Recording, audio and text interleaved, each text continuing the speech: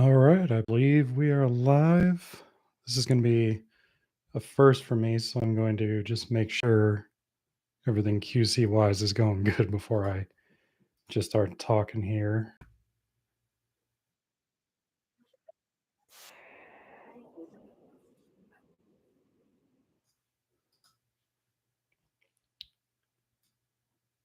I can see myself. So let's see. All right, so yeah, we are live, folks. So thank you for joining. If you decide to join, this is the first of hopefully many here. So essentially, what I'm looking to do here is sort of a filmmaking collective, if you will, where I'm able to hop on maybe a couple times a month on a live stream, answer questions, talk about things that I may not get to talk about on videos typically. So yeah, we'll see how this goes. So if you have any questions, feel free to leave them in the chat. I don't expect a lot of people to watch this first one since I kind of just did this out of the blue without actually telling anyone. So I'm gonna be live at least for the next hour, maybe a little shorter if I run out of things to say, but I don't think that'll be the case. But essentially, what I'm looking to do here, like I said, is just answer questions, talk about different topics related to filmmaking, film distribution, etc. And this is episode one of that. So, um, I wanted to I've wanted to start this for some time now. Um, I don't have a lot of time to make a video a week, which is kind of my goal here in the future. So this is kind of an easy way for me to do that. Just put out more content in general. Like that's my New Year's resolution for 2025 is to put more content out in general. So, it's kind of a nice low key way, nothing overwhelming or anything like that. And, I'm just able to, like I said, put out more videos for you guys. You seem to be enjoying them. So yeah, let's go ahead and get started with our first topic. So I wanted to address something really quick before I really started getting into the topics that I want to talk about. But I received, I guess, maybe one of my first hate comments last night that kind of bothered me a little bit. Um, so recently, Filmhub came out with referral links for using their service, and they actually contacted me about it, and I actually got to speak to the CEO of Filmhub, which was a little bizarre that I'm at this point in my career that I'm actually talking face to face with the CEO of Filmhub. But they started handing out referral links to filmmakers. So essentially, the way it works is in your Film Hub dashboard, there's a new tab called referrals, and you are able to recommend Film Hub to people. And if they use your referral link, you get a commission, and that commission is 10%. And this is no secret either. So even if you start an account for free and never use Film Hub, you can look at this yourself. But you get 10% of the filmmaker's revenue for the next 5 years. And I'm going to assume that that revenue comes from Film Hub's commission and not yours. So Film Hub is an 80-20 split, 80% to you, the filmmaker, and 20% to um, Film Hub. So I'm going to guess that 10% comes from Film Hub's cut and not your cut. Um, I guess we'll see as time goes on. I don't think you'd really ever be able to know that. I just want to say, like I appreciate any support that I get on this channel, and if I am, I'm only pushing products that I believe in, and I've obviously shown my receipts, as the kids like to say, having that I show you exactly what I make and all that as far as on Film Hub. And like I said, it's not like I'm trying to push you to some sketchy distributor that ensure they're paying me to make some video to push their product. It's nothing like that. They don't pay me directly. I only get paid if you decide to use Film Hub and use my referral link. Like if anything, if you really wanted to, you could make your own referral link, send off your friend or buddy or whatever, and get paid off their film instead of and send them my tutorial video. Like, I don't really care. I don't care whether you use the link or not. It's there. It helps the channel. It helps me. And yeah, that's all I got to say about that. I generally don't recommend replying to hate comments, but this is new for me. The referral link's been up for less than a week, and I'm already starting to get hate on that. So like I said, it's there. I'm transparent about it. If you want to use it, cool. If you don't, still going to be making videos at the end of the day. um, I also wanted to talk about another comment that I got in my comments recently. Somebody mentioned how FilmHub owns your film indefinitely, and this is not the first time somebody's brought this up to me. So I went looking through their terms of service, and one thing I would I don't respond well to internet trolls, I guess, for lack of better words. Um, but if you're going to make a claim in my comment section, I would prefer if you back that up with evidence, because this person just said they own your film forever, didn't provide any evidence, no links or parts of the terms of service or anything like that. They just said Filmhub owns your film forever. So I went digging through the terms of service, and what I could find is that they they don't own your film forever. At least that's the way it makes it seem through the terms of service. Now they could have some funky legal jargon that I'm not familiar with, where there's just some piece of it that they may own indefinitely. I don't know. It's something I'm gonna have to continue to dig into deeper. But I've addressed this before in the past with Film Hub, and it's something I'll definitely ask. I asked the CEO for an interview too, which I'll talk about that here shortly. But it's something I'm going to address with the CEO at some point. But again, like I've said before, even if Film Hub does, for some reason, like have in their terms, like they're able to own your film indefinitely, um, there's not a whole lot of great options for distribution for independent filmmakers like you or I. So, take that for what it's worth. I still think it is the best option just to get on as many platforms. Now, if that's an issue with you, just the risk of that, and that's a risk with any distributor. They could own your film. Any distributor can own your film for an indefinite amount of time. And a lot of like traditional distribution terms are usually 7 to 10 years anyway, which seems like forever to begin with. But you know, there's not a lot of great options. So, I don't think that's necessarily the end of the world. Of course, my headphones just died, which is cool. Um, but I don't think that's the end of the world if you do or do not want to use them, or if that scares you or anything like that. Like, I don't know. My film is on there. So if they own cashing out for the rest of time, then I guess it's on me. And I apologize for giving you bad information. But at least according to their terms of service right now, they don't own your film and you can take it down at any point. It may cost you some money to take it down. And there may be some rights issues for a short period of time with some of the platforms, because they work out term deals with some of the platforms as well. So if, like, for an example, Tubi's like you have to keep it up for a certain amount of time, obviously Film Hub just can't take it down and break that contract. So, you might lose some money there if your film is still on Film Hub and you just decide to uh, quit them. That's something I'm going to clarify with the CEO too at some point. But yeah, I just wanted to address that real quick. I see some people watching right now. Thank you for joining. If you have any questions about anything, this is kind of an open forum for questions. First live stream of hopefully many here soon. So feel free to leave those in the chat. If I don't see anything in the chat, I'm just going to keep talking and answering questions for my comments or just anything else going on. So for people who watch the channel, I just wanted to give a quick update on some upcoming content that I'm pretty excited about. I have a Vimeo OTT tutorial coming out early next year. That'll be titled "The Easiest Way to Distribute Your Film," something along those lines. I'm really looking forward to that video, just because it's one of the free options, as far as mostly free options as far as distributing your film.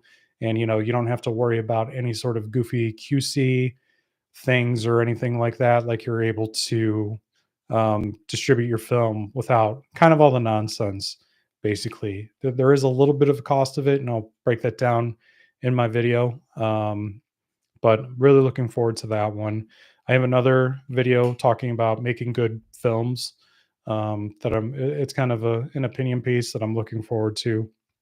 I interviewed my friend Trey Manchester about his experience making $100,000 movie versus a $5,000 movie. So that's going to be really exciting. And I also have some ideas for videos that I want to do. I want to talk to an entertainment lawyer. So I had an entertainment lawyer on cashing out. So I thought that would be a good video. Maybe answering some questions from her if she's willing to do that. I actually had a conversation face to face with the CEO of Filmhub, and he's agreed to come on my channel and do an interview. Now, those questions are going to be predetermined. So if there's anything about Filmhub that you want to know directly from the horse's mouth, definitely let me know in the comments, and I'll certainly try to ask those questions. Like I said, I think they're going to have to approve the questions, so I don't know how hardball I'm going to be able to go with this guy, but an interview is still an interview, and it's something I really want to put out there for all of you. I have a lot of filmmakers who's reached out to me that want to do interviews too, so I'm trying to frame exactly how I would do some of these. If you're interested in doing an interview with me too, happy to discuss that. My email is in the description, so feel free to reach out to me. I want to make a video about marketing, how to market your films, because marketing is honestly everything when it comes to filmmaking. I want to do film rights explained, so explaining the different kind of rights, such as non-exclusive, exclusive, et cetera, because I know that can get really confusing, especially as you're trying to navigate distribution. And if you don't, this is your first time distributing a film, that can get obviously really confusing. Um, Again, traditional distribution, like doing more interviews with filmmakers, because I would love to interview somebody who is really willing to get in the weeds with me about film distribution, traditional distribution. I would love to talk to somebody who's worked with indie rights, for an example. It's almost kind of like a film hub alternative. They're very similar in some aspects. So I'd love to talk to somebody who's worked with indie rights. Um, and I'm sure there's many more ideas for me to come in the future, but those are some of the ideas that I have right now. If you have any ideas of videos that you want to see, or even questions you want me to ask filmmakers, etc., definitely let me know in the comments. Um, but let's get into some questions that I found in my comments. Again, if you're watching this live and if you have any questions for me, this is kind of an open forum, like I had mentioned. But if I don't have any questions in my chat, I'm just going to start answering questions that I've pulled from my comments that I think would be useful.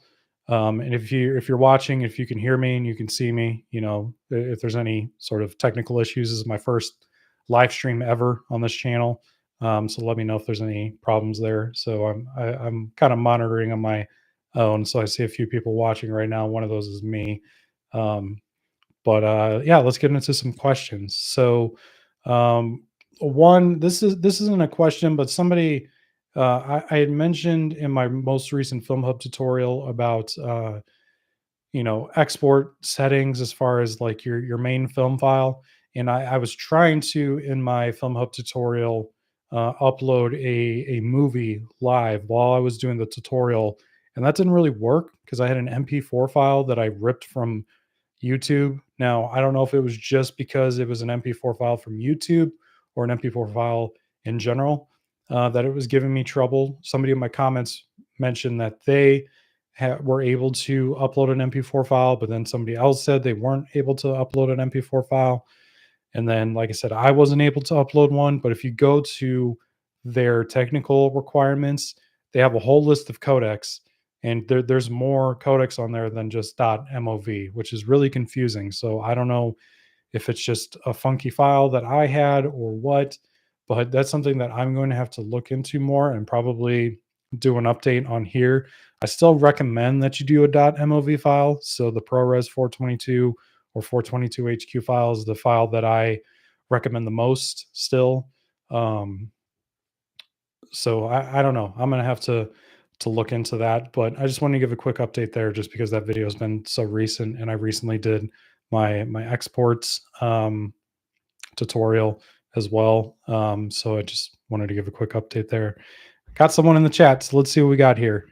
Tutor says, "Hey Alex, I just wanted to say thank you for all your info and you've been sharing across your videos. Always straightforward, clear, and to the point." Tutor, thank you so much. I really appreciate that. Obviously, that's what I'm trying to do here. One of the, when I was making my film, I obviously had a lot of trouble, finding information like I'm putting out in my channel, which is why I started the channel to begin with, to try to make it really easy to understand and straightforward, like you mentioned, no BS. And like I said, I'm trying to show receipts and all of that. So you can actually see, like, if I'm going to, for an example, use Prime Video Direct or Filmhub or something like that, like what can I actually expect in returns and all of that, and just the experience as a whole. So I appreciate you saying that. Hoping to go a lot deeper here in the future. I mentioned at the beginning of the stream that I'm just trying to make more videos in general next year, and this live stream thing that I'm trying right here, I don't really know exactly what this is going to be yet, but this is, kind of my first step into to making more content in general. So again, thank you so much for that. Getting a trailer. I had a question about getting a trailer on Prime Video.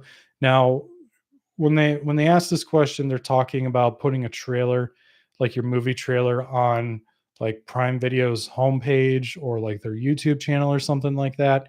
It's not something you're going to be able to do on your own. They're going to have to. You're probably going to have to be a Hollywood movie, if I'm being honest. There's going to be a lot of politics there, and Prime is obviously like a massive conglomerate of a platform. So they're not going to just put your no budget feature film trailer on their homepage. You know what I mean? Like, I'm sure as part of the marketing budget for a lot of Hollywood films, that they some of that money is probably getting kicked towards Amazon to put your trailer up. So I recommend putting your trailer up, on YouTube. Having your own YouTube channel, where that's your personal channel, or you're starting a channel from scratch for your film. Facebook, obviously, creating a Facebook page and uploading natively there. You can do the same thing with Instagram.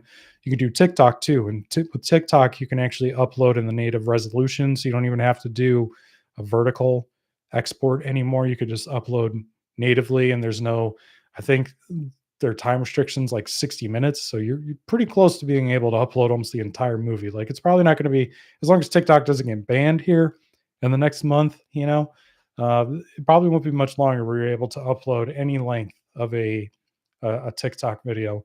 You can upload to X, Twitter.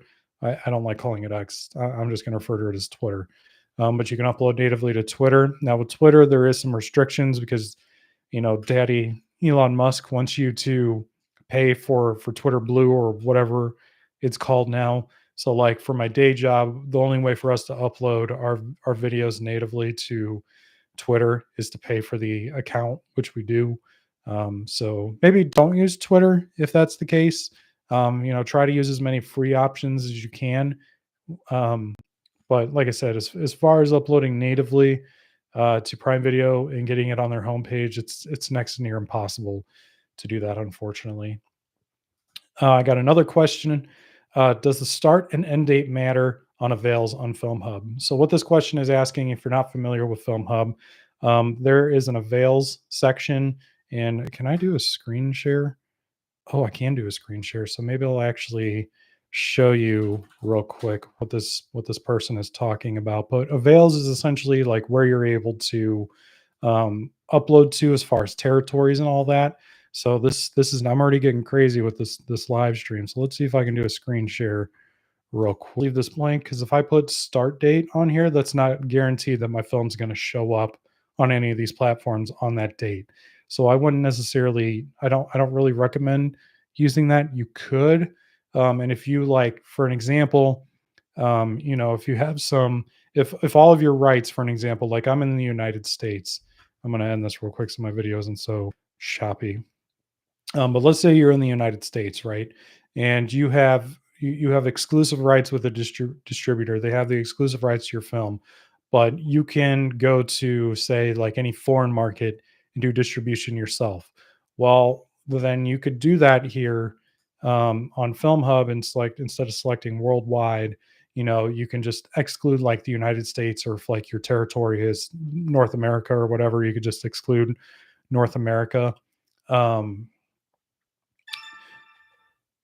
Sorry, I lost my train of thought there as my Premiere export thing ended. But if you, so let's say like, you have the rights and the rights start on X date, you can put them on there and that's fine. And let's say like 7 years from now, your North American rights end and you're like, I want to use Filmhub instead. Well, you could do that too. But honestly, like, it's not really going to do much for you.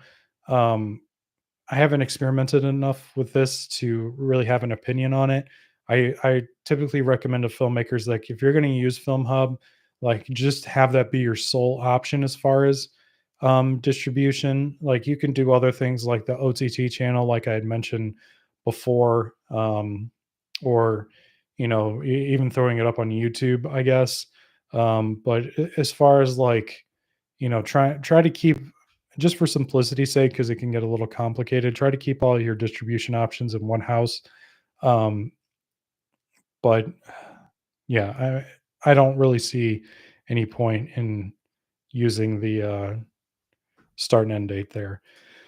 Let's see. With captions, do you upload the SRT files separately to FilmHub, or do you export the master file with the SRT? So you're not really exporting this question.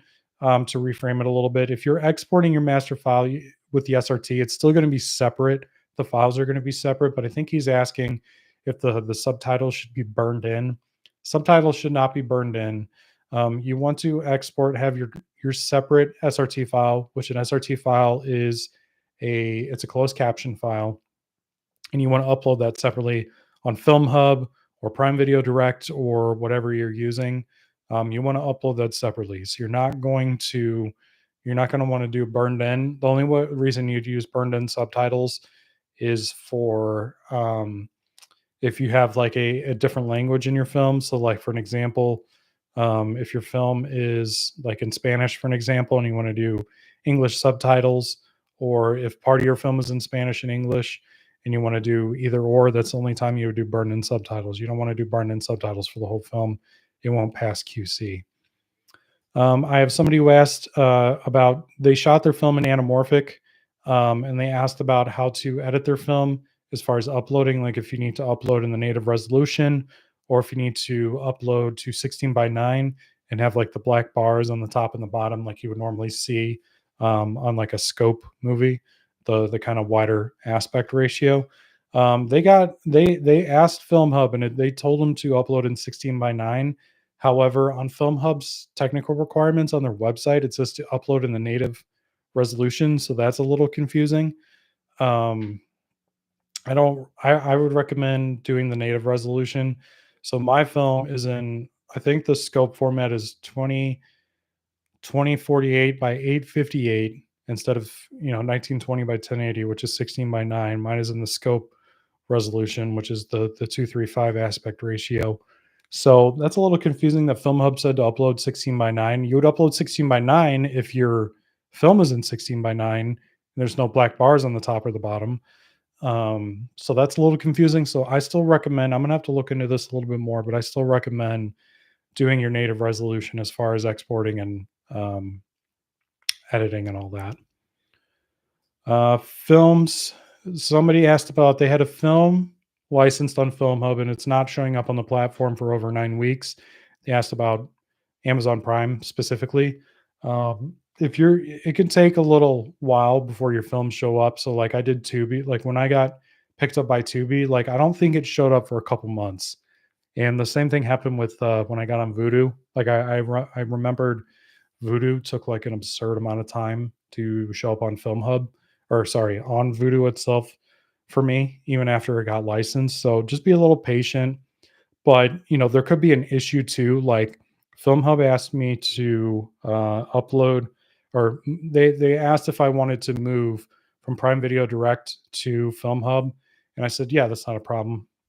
Because I don't make much on Prime Video Direct right now from Amazon by myself. Like I'll make a couple bucks here and there every month, but not enough to where I need to stay on Prime Video Direct.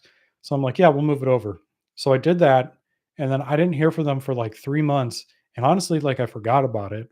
So once I remember, because I would think that was when I was helping somebody get on Filmhub. I was like, "Oh, yeah, like, I was supposed to get on Amazon," and I think it got approved too. Not 100% sure on that one, but, I contacted Filmhub and I was like, "Hey, like, what's going on? Like, you asked me to do this, and it's been months, and, like, my film is still not on Amazon. Like, what's going on?" And then they started, like, "Oh, we'll look into it, blah, blah, blah," and then I wouldn't hear from them for weeks, and they're like, "Oh, yeah, we're still looking into it, whatever." And, at some point I'm just like, look, if you guys don't give me an answer, like I'm going back because I'm losing money with this just sitting here. So they're like, okay. So then you know, I made that threat. And of course, they started picking up the pace a little bit. But essentially Amazon's like, we don't want your film, I guess. So I was like, okay, that's cool. So that was a waste of time. You wanted me to do this for this not to even get picked up. Although now, after I had the conversation with the CEO, they said they could potentially get me up on Amazon. So I may try that again. We'll see. But I don't have a lot of confidence there. But going back again, the question was my movie was hasn't been showing up for quite a long time. Just be patient. And if it's like an absurd amount of time, definitely, start getting on them about that. Somebody asked, what's a good example of a sales pitch? Good example of a sales pitch, I would say, like you want to keep it concise. And this is a sales pitch for Amazon, but this is just a sales pitch in general too. Keep it concise. Like if your film has won any awards or has any cool reviews, and actually they have some recommendations. So I'm gonna look this up real quick.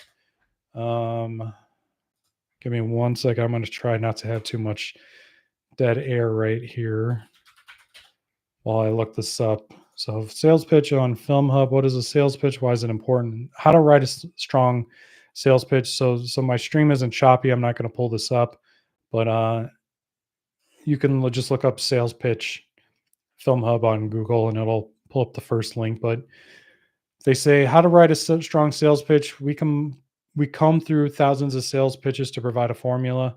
You have a maximum character length of 300 characters. You should use them all. The first thing they recommend, define your title. The opening sentence should provide a concise definition. Title is a positive adjective, genre format, additional information on topics, themes, what's most unique about without repeating what's already been said in the synopsis. So you don't want to just repeat your synopsis. You want to, come up with something a little bit different. An example they used, an action-packed crime thriller set in 1970s New York, a witty comedy examining the dynamics of a traditional Jewish family, one of a kind documentary with dog kind of being the pun there, thought provoking and powerful expose of poverty in America. And then their next suggestion is to provide facts. So if you have any big names, if you have any festivals or awards, box office success, critical acclaims, high profile streaming or TV debut, or something else unique about your film, you can make commentaries, and then they give some examples. So, keep it short, keep it simple. Um, and if you have like a big actor in your film, for an example, that's obviously a good one. I could read my sales pitch really quick since I have it pulled up. So I wrote, cashing out flips the gambling subgenre on its side, focusing on how a serious player turns against fellow gamblers to rob them of their cash. The Utah Film Festival and Awards calls Cashing Out smartly done and offers a new and fresh concept to the crime drama film. If I would have waited a little bit more time before I distributed on Film Hub, I probably would have included my, you could see my award right here. That's the biggest award I won for Cashing Out. And actually, I won 2 best features at film festivals, and I probably should have used that here. But at the time, I think that was the only worthwhile review that I had. So that's just, I had to use what I had. But take that advice and create something great. Maybe use a do a couple of them and kind of pitch them around to friends and family, see how they feel about them. That would be my recommendation for sure. Next question. When I am shooting something new, when am I shooting? When am I personally shooting something new? And what genres do I think are profitable? So I don't know when I'm going to shoot something new, but I've been working on a feature film for the last 5 years with a friend, and we just finished it. It's a comedy. It's a mockumentary comedy. Um, that one's going to be interesting. We're going to debate here soon, like how we think we should do the distribution aspect of it. Um, because he just kind of wants to put it up. But I think we should maybe we should do like a proper marketing campaign for it. Just because I've thrown films up on distribution before and hasn't worked out. So I think we need to do a proper marketing run of this, and I'm gonna probably take you guys on throughout the entire process as well. Um, like showing you like what we did, what we think worked, what we didn't think worked, etc. So I'm excited about that. I don't really have anything else in the works. I'm gonna try to write some other scripts here in the future. So I may make videos about that too. But I have two feature film. Actually, I have like five feature ideas, but two that I'm kind of excited about that I want to write here pretty soon. So that's probably going to be my next project. I don't know when I'm going to shoot that.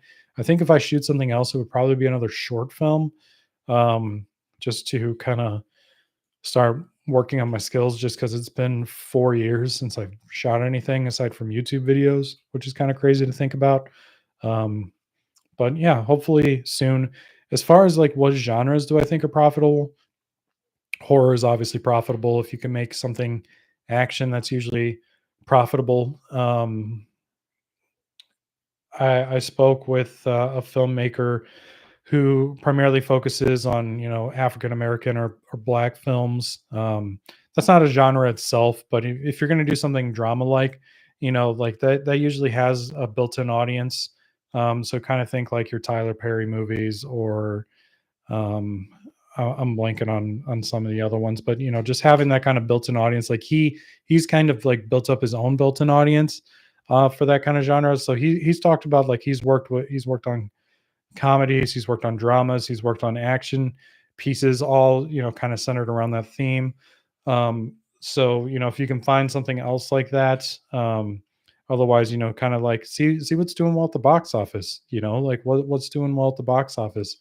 That's usually horror movies, and the same thing. There's tons and tons of horror distributors. Watch my interview with Tim Wolak, where we talk about how many just distributors there are for horror films. Go and see what other small independent distributors, like boutique distributors, like see what kind of films they're putting out. So talking about the filmmaker I was just talking, Justin Milton, like he works with a filmmaker who specifically distributes those kinds of films centered around kind of Black stories. So like he kind of knows like what they're looking for and what audiences are looking for. So go find a distributor. Like if you really enjoy watching like no budget features too that get traditional distribution, see who they're distributed by and look at what kind of films are they um, making, what kind of films are they putting out. Are they putting out a lot of these kinds of films? There's a lot of options, or there's a lot of avenues you can take as far as that doing that kind of research. But like horror is obviously a big one. I want to say comedy just because like I don't know if comedy is really profitable. If you can make a comedy for like $2, and I mean that like under $5,000 or $10,000, you might have some luck there. Like the new movie that I just talked about that I have coming out is a comedy. So, we're gonna have to get a little unique there, but we didn't really spend any money on it. Like maybe $2,000 was the what was spent on the entire movie. So, and that's a stretch. That's just me guessing, but like we made that film for nothing. So, um, you know, look around, see what people are looking for. Like, and don't just look at Netflix too. Like, look at Tubi, look at Amazon, look at Plex. Look at, a lot of these smaller platforms and those smaller distributors, and that will likely give you some answers as far as like what genre you should try to aim for when you're making, no budget feature films. If you're not really worried about profit, I mean, you could really make anything at the end of the day. Let's see here. How long is the Prime Video Direct approval process? And they asked because they had a Christmas film coming out. If you're going to do a Christmas film, like something that really requires you to release in like November, December, I definitely recommend, starting that process sooner because you can set a release date on Prime Video Direct, but it's not guaranteed. So if you like do it like 6 months prior, and if you're looking for a November release, and you upload your film in like February, you know what I mean, where there's plenty of time for the QC process to go through and for you to work out any problems. If you're trying to get a November movie, started, the distribution process started in October, you're going to have some problems. And an example of this, like, it wasn't even a Christmas film, but I worked with a filmmaker last year. They wanted a very specific release date in December, and they came to me at the end of October, and I got them, like, they had me upload their films. I got them up and running, but I didn't get them up and running on Filmhub and Amazon like they wanted. They really wanted to get on Amazon on this date in December, and I couldn't get them up. I got them up on the Vimeo OTT channel, so we hit that release date, but we had just so many problems with Amazon that we weren't able to release when they wanted to release on Amazon. So just keep that in mind. Like, it's not a quick no distribution avenue aside from Vimeo OTT, because literally you could start a channel and release your film on the same day if you really wanted to, if you have all the deliverables ready. But there's no distribution avenue uh, where you can get on a major platform quickly. So just keep that in mind. I had a comment that I missed, and I hate that I miss comments because I don't get that many comments, and I hate when they kind of get missed. But I found this one today when I was scrolling through. But this person said they're an indie doc producer here, producing my own stuff since 2010. Filmhub is my best option, and I don't begrudge the added cost features they've added that used to be free. The benefits to indies like us is unprecedented. 80/20 split is damn good. I've been with them for less than 2 years and have had over 100 licensing deals with a variety of streamers via Filmhub. I did the Amazon Direct upload dance before doing Filmhub, and the pay is peanuts compared to Filmhub. And good luck with any support. They decide what markets and countries you go into. They are a faceless megacorp that could give two hoots about indies. And if your titles aren't performing well enough in their eyes, they'll dump it and tell you, tough luck, pal.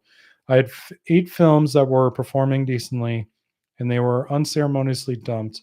I've had films licensed to Amazon via Filmhub, and the payoff is better. My experience is most aggregators are bad actors and to be avoided at all costs, which is definitely a problem. And I appreciate this person for sharing that experience with me. Even Filmhub is not a perfect option, as if you go back and watch the video on demand of this live stream, you can hear me talking about like people bringing up concerns about Filmhub, and I hear you. But you know, the problem with film distribution right now for little filmmakers is that there's no options. Like, you can put your film up on YouTube, but the problem is there, unless you already have a built-in audience or you spend months or years building an audience, and that's not even if you get monetized before you put your film up, you're probably dead on arrival. Like, you're not able to just throw a film up on YouTube and get people to watch it. Like, people aren't going to watch it. You're going to get like 1 or 2 views on your film and its lifespan. Again, unless you just happen to be somebody like me who has somewhat of a built-in audience already and can do something like that. And I wouldn't even do that still. Like, my film is up on my YouTube channel, but that's not how I started either. Now, even the OTT option that I had mentioned before is not even the best option, but it is an option, where there isn't like any sort of strings attached. But any big distributor or aggregator that you work with, there's going to be some sort of strings attached no matter what. It's just who has the least crappy options out of everybody who has options. And just in my research and doing things, talking to filmmakers and etc., it seems like Filmhub is still the best option, even despite all of its flaws. So again, take that for what it's worth. But that's unfortunately the world we live in. It's either you don't make any money or you don't get people to watch your film, or you make some very little money but some money. You're on a bunch of major platforms but there's strings attached. So take that for what it's worth, I guess. But that's just the reality we live in. Someone asked me, why do you recommend creating a master file? So this is a great question, because I think a lot of filmmakers, especially no budget filmmakers, they're not creating master files. So a master file is basically where you create the highest resolution, high quality file possible for your film, and that's typically the formats or codecs that I recommend is a 422 HQ film or resolution export. Now, why do I recommend that? I recommend that because you want the highest quality. Like if say like 10 years from now, a distributor's like, hey, we really like your film, but we need a high quality version of your film, and all you have is a YouTube rip that you downloaded straight from your YouTube channel. It's gonna look like crap, especially like with YouTube. Like I think they only do 720p downloads, and sometimes they're watermarked. So that's obviously a problem. And like say like space is an issue. Like I guess you could make a master file from an H.264 file and make that as high quality as possible, but you still have the compression issue and this and that. Like just having the highest quality version of your film is obviously always recommended. Just because like I can't ever think of something to relate this back to, but like say like you took a picture on your phone, and like it's a very nice looking. It's like the difference between like a raw photo and like a photo you took with like a early 2000s cell phone. Like the resolution is obviously going to be a lot better on the raw file compared to the old. If space is absolutely concerned, like I said, you can make a master file in H.264. I just don't recommend it because you just want that big quality file that you can make your other files out of. That's what I do in all my films. So I have my master file, and this also allows you to still have a high quality version of your film. And if like say like you need to get rid of the raw footage, like for an example, cashing out, I had 12 terabytes of footage, if I remember. I can't store 12 terabytes of footage forever. You know what I mean? So like what's more economically, what economically makes more sense? Me having a 150 gigabyte file like my current master file is, or having 12 terabytes of footage? Well, the answer is pretty easy, right? And you can even get it even crazier, like removing your, like text files or graphics or anything like that. So you can just have, if you need to do it in different languages, or maybe you need to make an adjustment or something like that, like you have the option to do that. So that's what I recommend in a nutshell. And pretty much any professional person in the film world is going to tell you to do that too. So that's all the questions I have right now. If you have any questions, feel free to continue to leave them in the comments, even if after we're done here with the live portion. Still happy to answer questions afterwards. I'm going to keep digging in my comments right now. Let's see here if I can find anything else worth answering. I had somebody ask like how do you get my film on like a specific platform. This person asked specifically about like Apple TV. If you want to get on a specific platform, unfortunately, like you're going to have to use an aggregator where you can pitch directly to that platform. I don't know of any right now. Obviously, there's Filmhub, but Filmhub doesn't guarantee you're going to get on. Excuse me, Filmhub doesn't guarantee you're going to get on to any platforms. So honestly, like if you really want to get on a specific platform, you're going to have to work with a distributor who works directly with that platform. That's really your only guaranteed option. Otherwise, you're going to have to either pitch your film via some other aggregator, and that's going to cost you some money, or you're just going to have to upload to Filmhub and just hope that it gets on, the specific platform that you are looking for. All right. What other questions in my comments here?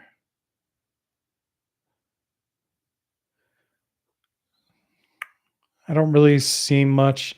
So that's probably going to be the end of the main portion of the stream right now. I'm going to talk, I'm going to do something a little bit different here. I don't really get to talk about films that I'm watching too much right now. So, I'm not going to make that its own video. So I'm going to do this in the stream. But so far, I've clocked in 82, 82 films on Letterbox this year. Um, I got one comment from Rebecca. Hi, Alex. I agreed with you. Thank you, Rebecca. Clocked in 82 films watched on Letterboxd this year. If you want to follow me on Letterboxd and just keep up with what I'm watching, you can absolutely do that. My Letterboxd is in the description in my link tree, so you can definitely follow me there if you'd like. Recently, so I'm not going to go over all 80 films that I've watched, but I'm just going to talk about some of the films I've watched recently, um, at least that I've enjoyed, or maybe I'll talk about some of the ones that I've enjoyed this year. So last night I watched Almost Famous, which was the first time I've ever seen that, and I enjoyed it. I think that's something that could grow on me. I didn't love it after I watched it, but I think it's something that can grow on me at some point. So I'm going to, and it inspired me to. I'm like thinking there's an idea I've had for a script for a while, and I haven't really figured out how to frame it. And I think I figured out how to frame it now. So, and it's because of that movie. Um, so I guess it was good enough that it inspired me to write something. Let's see here. Oh, Rebecca commented again. I have a movie on Netflix and I haven't made a penny from the distributor. They ripped me off. Rebecca, I'm sorry to hear that. Distributors, like one of the sneaky things distributors do is they will have like their Hollywood accounting. Like I can't remember the website. There's like a news website that I follow. They do like a daily newsletter. I can't remember what it is, but I'm sure if you YouTube or if you go on YouTube and you search Hollywood accounting, it'll be one of the most recent searches. But predatory distributors, they're like one of the um, they they're one of the biggest like people who use Hollywood accounting. So what is Hollywood accounting? Hollywood accounting is where they will just make up some BS fees to say that your film didn't make any money. The one that smaller distributors use is that they will say that like we had marketing costs or marketing whatever, and they're like we have a fee that we put into marketing, which is complete BS. Their marketing is like putting a link to their film on social media. Now, sometimes they'll go and pitch your film to like film markets and stuff like that. That's pretty rare, but a lot of their marketing cost is like posting to Twitter and then them paying like their employee who posted on Twitter $1,000 or something like that to justify that cost. So like one distributor I know who approached me as like, we need to recoup $15,000 before you make anything. And that's never going to happen. So yeah, Rebecca said she agreed with everything that I said. So yeah, that is definitely a problem with distributors. So definitely something to be aware of. Read your contract terms tight, get a lawyer, definitely get a lawyer. If you just sign with a distributor, I really recommend getting a lawyer. So going back to my letterbox really quick, what else did I watch? I watched Bo Was Afraid. So I really like Ari Aster. But this film was weird. So like Midsummer is like one of my favorite movies of all time. This movie's interesting. I'm just going to keep it at that. I don't know if I liked it. I don't know if I disliked it, but it's a strange film. Um, Rebecca also said, "Oh, by the way, my name is Ian." Okay, hi Ian. Rebecca Gold is my web series. Oh no, you're good. You're good. I appreciate the clarification. So definitely, if you're interested in something on Netflix, to help get this person paid, definitely to go there, to go to Netflix and watch this film. What else have we got here? I've watched Carry On Netflix. So speaking of Netflix, not to push Netflix, but I watched Carry On with Taron Egerton and I'm forgetting the other guy's name. I'm gonna feel stupid. Jason. Jeez, I'm forgetting his name. I'm gonna feel stupid. I'm having a brain fart. This is the bad thing about live streaming. I have a lot of brain farts, and now you get to see them live. Um, that was pretty decent. I enjoyed that. I watched Speaking of Evil, the remake with James McAvoy. It was okay. It was fun. James McAvoy obviously plays a very great psychopath. So it's a good one and done for me. I watched Kevin Smith's The 4:30 movie. Again, I think that's a one and done for me, but I really enjoyed that. I mean, I watch everything he makes, and I enjoyed it. Let's see here. Strange Darling. That was one I really wanted to watch. It's a really interesting film because like there's really nothing unique about it. It's almost Tarantino-esque as far as its storytelling, but because it jumps timelines and it's purposely done because like the story itself is not necessarily something you haven't seen before, but the way that it kind of jumps around throughout the story and to tie everything together, like that was really fun. So I definitely recommend that one. I watched A Real Pain, Jesse Eisenberg's movie with Kieran Culkin. That movie was really good. Like that one took me by surprise. Definitely recommend that one. Um, I watched Anora twice, so I've on my letterbox for 2024. I've clocked in, I think 80 or 81 films, but it wouldn't let me clock Anora twice. Um, I'm still kind of conflicted about Anora. Like I really like Sean Baker's films. Um, I feel like there's something I'm missing, but I'm going to, keep thinking on it. I mean, I respect it a lot, and I'm glad just films like this just get made in general because I try to watch more than just Hollywood films. So that was nice that I was able to watch this. Loom says hi from Austria. Thank you for watching from Austria. Question: are you still making feature films, and what gear do you use? So I'm not making any feature films right now. I talked earlier in the stream about a movie that I have coming out soon. That is, uh, it's not something I directed, but I produced and edited it. We shot that on like a $200 camera, so that's going to be interesting to see how the whole distribution process works in general. Um, so that's not the usual equipment I use, but just showing that you can use any piece of equipment that you want. I'm shooting my YouTube video on a Blackmagic 4K. So the first iteration of the Blackmagic 4K, and I shot my last short film. So I have a short film on my YouTube channel called Let Me Go.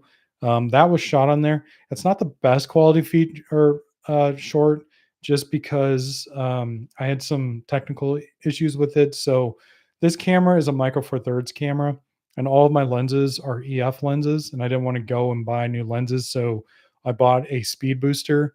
And the speed booster I bought has like a hazing effect on it, which is making the picture not super sharp. So that was a little bit frustrating. Right now, it probably looks pretty sharp because I'm not using that. I'm using just an adapter, which I didn't know there were just like $10 adapters to get from Micro Four Thirds to EF. Now that means I can't use the electronic components of the EF lens, and I need to use manual lenses, which this lens is not a manual lens, although the electric parts don't work on it. So like the focus and all that, like I have to operate manually. But I do have some manual lenses. So I use those. I have a Rode NTG 2 mic. I have this mic obviously, but for a shotgun mic, I have the Rode NTG 2. I used cashing out for most of it, but I also had somebody help me with with the sound for some days, so they had a better mic. And I had these little Tascam lavalier mics that I use too for cashing out as a lavalier option. But for my last short film, I used this camera that I'm shooting on now and my Rode NTG 2 mic and just some crappy lights that I had. Like I have a better light now, but I bought this in the last couple of years. I haven't used this on a film, but I just use some crappy lights that I just happen to have to light everything that I have. But I tend to recommend to people just use what you have. Like you don't need, just if all you have is this right here, use it. You know what I mean? Like I don't want to use this anymore just because like I feel like I'm kind of past that point. Although then you got filmmakers like freaking Steven Soderbergh who shoot a lot of films on iPhone or like 28 years later. The new one is shot on iPhone 15. So take that for what it's worth. Maybe I'm just not very good at what I do. But just use what you have. Uh, and Loom also said, would love to see you interview Joel Haver, was taken on by Netflix last year. So if you know this person, uh, have them reach out to me. I don't know who that is. One thing I want to do too, like I talked earlier, like if you watch the video on demand portion of this, I talk about like people I want to reach out to, etc. for interviews. So I definitely want to reach out to more people. That's one of my goals for next year too. I'm definitely going to do that. Maybe I'll have to look into this person. My movie was shot on Netflix.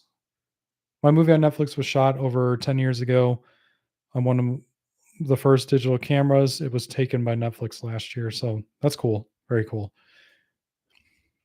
Definitely will check out Joel Haver for sure. I'm gonna write that down now so I don't forget. Joel Haver. Let's see here. Let's go back to the letterbox. Feel free to keep asking me questions. I'm going to go for a couple more minutes and then I got to get out of here. But again, this is my first live stream. I'm going to try to do this. So most of my videos or all of my videos come out on Sundays, usually the first and third Sunday of the month. And now I'm going to try to fill in the gaps for when I don't have videos coming out. I'm going to try to do these live streams just because like they don't, they obviously don't require any editing and then I can just come on here and just answer questions and just talk to you guys instead of having to worry about subject and all that. But other films I watched The Substance, which is nuts.